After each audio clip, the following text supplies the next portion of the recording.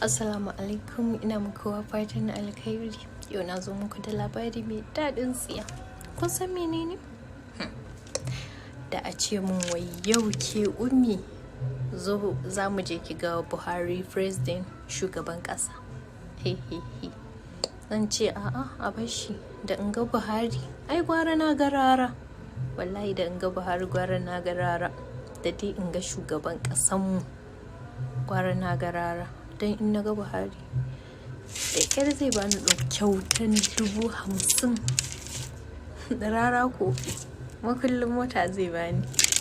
Buhari ko 50,000 gara na garara ya bani kyautan mota. Ya kuka ji labarin nawa, akwai daɗi ko babu?